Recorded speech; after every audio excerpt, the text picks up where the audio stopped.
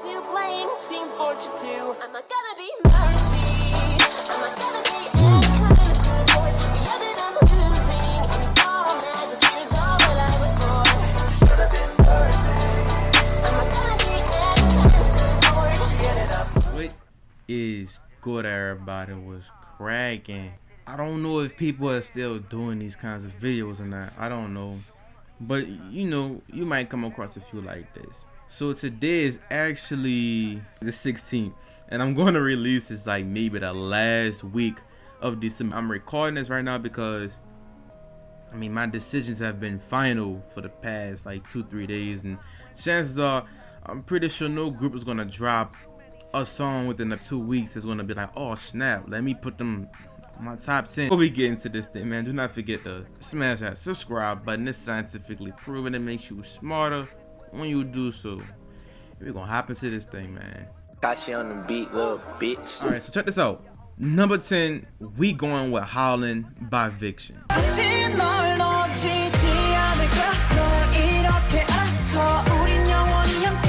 For the most part, this song was actually on my thing, like maybe number 8. Something about this song is just so smooth and so quiet and so calm, but it still hit.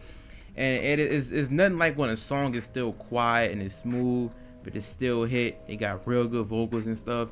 And I'm pretty sure the actual dance moves are pretty fluid. Next up, we got Top Gang by MC and D.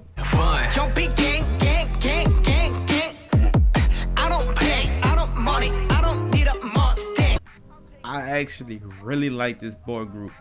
This is actually MC&D is the first boy group to ever make it like on my top 10 favorite groups in general. For y'all who don't know, my top 10 favorite groups are all girls. Like from 1 to 9 is all girls, but that number 10 is MC&D. They brand new, they fresh. I love their rapping. You know, you don't really find, I mean, it's K-pop, so it's pop, but you don't really find too many boy groups that's rap centric. And I really do love rap just as much as singing, but it's just, you know, rap, it has a special place in my heart. And MC and D, they do it really well. Top Gang is the best rap song, hands down. You know, Ice Age went hard. And I actually like Spring. Spring is like their more pop song out of the whole discography for now, but Top Gang, man.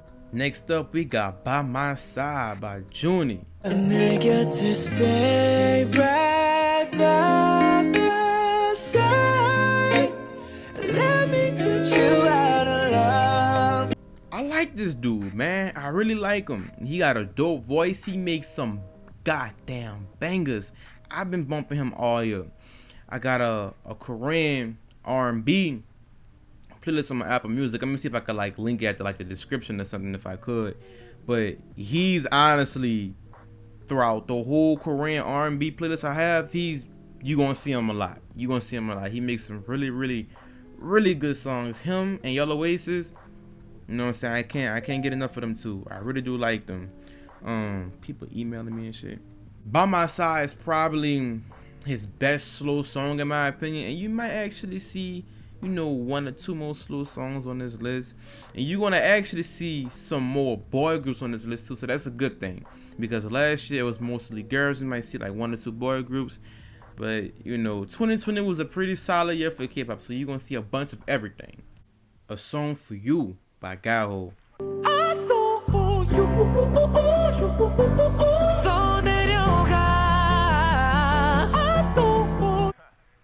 The vocals alone for the song speak for itself. I can't truly explain why I really like this song.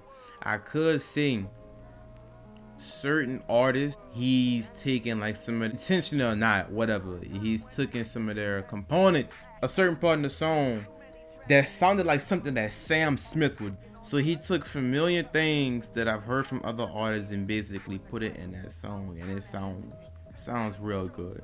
Out of any song, any slow song in 2020, man, you gotta have this like in your top 3. You gotta have it in your playlist. You gotta have it in your top 3, top 5 for slower songs or just good songs in general, man. You gotta have it in there. We got Hug You by Daya. 스쳐 지나간 봄날처럼 뛰는 벚꽃 아래서 밝게 빛나던 여름처럼 감싸줄게요. So before Hug You, Daya was just, you know, one of those regular girl groups. You know what I'm saying? Just that group that's just, they're just there. You don't really check for them. You'll see them somewhere, but you just don't check for them. When Daya released Hug You, when they released Hug You, I didn't expect anything from this song at all. But when I reacted to it, it's like I was damn near falling in love with A Pink again. That's how I felt. It's like I was falling in love with like A Pink and G Friend all over again. Like I'm trying to remember how the song sounded. It had like a G Friend chorus, but the feel of the song had like an A Pink, and it's like A Pink is like my favorite group of all time. Favorite group of all time, always have been, always will be. And G Friend is in my top 5, so it's like you take them two and you put them together and you make it sound good. That ain't nothing nice. Come on, Daya, let's go. Next up, we got Children by Bandit. 엄마 엄마 나는 됐어 어른이. I remember when I was filming this video, my reaction to this song, I was bashing them in the beginning. Not really bashing them, but just like, you know, the previous songs I reacted to before were not good at all. You know, and they had like a little bit of hype when they debuted for whatever reason. I don't think they came from a big label. Boy, they had like a little, you know, temporary hype or whatever. Then they released some songs and I wasn't really feeling it. So when I seen Children, I'm like, okay, this is gonna be like a whatever song, right? I listened to this song, and you know, during this time, I just started coming across, you know, a few Korean R&B songs. So when I heard this, I was like, man, this is a banger right here. This is a banger. It had a really nice little, you know, consistent beat to it. The voices sounded good on the instrumental. It sounded good on the beat. It was crazy. It didn't have no rapping, which was good. It was just pure singing. This song was good with just the singing alone. I really do like this song, but I'm gonna be honest, I don't think I would actually ever check for Bandit, like go on YouTube and look for Bandit. I don't think I would ever do that. Next up, we got How You Like That by Blackpink. How you like that? You gon' like that? I actually expected the song to be a little bit higher. Why I had to like rearrange some things. I believe it was number 3, but now it's number 4. How You Like That was a banger for me. It was a banger for me. Killer's Love is really mediocre. And I know a lot of people could see, well, shit, Blackpink songs in general is goddamn mediocre. The average. And that's cool or whatever.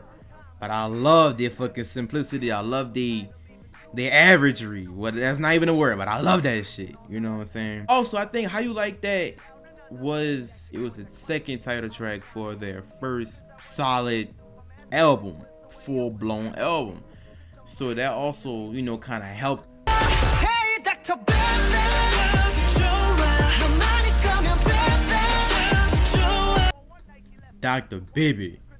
Dr. Bibi, hands down, 20 out of all songs in 2020. This song had to have the strongest, most heaviest chorus this year. It had like a little small build up.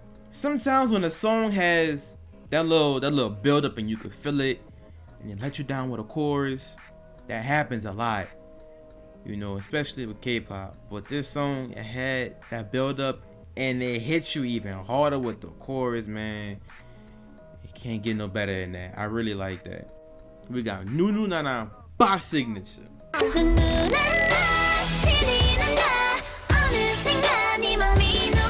Okay, so I want to say, when I first started this list, and mind you, see, when I make lists like this, I don't make the whole thing within like a day or within a month or like towards the end of the year.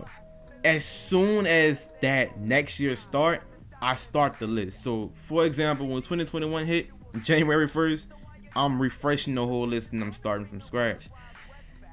Nunu Nana was the first song. For a few months, it was my favorite song of this year. I don't know if I could describe it as if like it was something fresh or something new. It had a weird chorus, and typically songs like this I wouldn't like. I could see that. Typically songs like this I wouldn't like. It was kind of weird. It had a weird beat. Their voices was really light. It was just everything about the song. I could be like, I wouldn't like this, but everything about the song I like, and you know, it managed to grab that second spot. Lastly, we got Psycho by Red Velvet. You got me feeling like a psycho, psycho. 우리 보고만 자꾸, 자꾸. I'ma end it right there. We got Psycho by Red Velvet, man. I don't know why. What would make SM release this goddamn song the last few days of 2019? I don't know why would they do that. I don't know if they was like, okay, this is a scrap, we're just gonna put this out. I don't know. You could have for real waited. And it's not like the iron was high. It's not like they dropped a big ass song before and had to strike again. No, man, y'all, Red Velvet, the iron is always hot with y'all. So you could have waited, you know, a few days, January 2nd, January 3rd, or 4th, and released Cycle. But regardless, it still was part of, you know, 2020 award shows and things like that. Cycle was better than Bad Boy. I didn't know that. I mean, at least for me, I didn't know that, because by it being, you know, my favorite song of 2020, before people were saying, you know, oh, this is better than Bad Boy, before people were saying, I'm like, you know, it's not better than Bad Boy for whatever reason. If Psycho is my favorite song this year and Bad Boy wasn't my favorite song, wasn't even in the top, it wasn't in the top 2 the year it was released, then damn, that means Psycho is better than Bad Boy compared to, you know, the way how I charted it and shit. Yeah, guys, that was the quick, you know, 2020 list. I'm gonna give y'all my runner-ups, basically the songs that could have been in the number 10 spot. And it took me some time, because Howlin' by Viction, it is in the number 10 spot, but I had other groups that could have easily snatched that spot, other artists and other groups that could have easily took that spot. 싶어서도 I know 내겐 부족하단 걸. Show me 보여줘 네 같이 춤을 춰다 같이. 누구보다 작았던 네가 떠난 거야. 잘 된 걸 I can't stop. Fuck around, make my 40 pop. No popcorn, I pop pistols. Reaming my body, clothing no issue.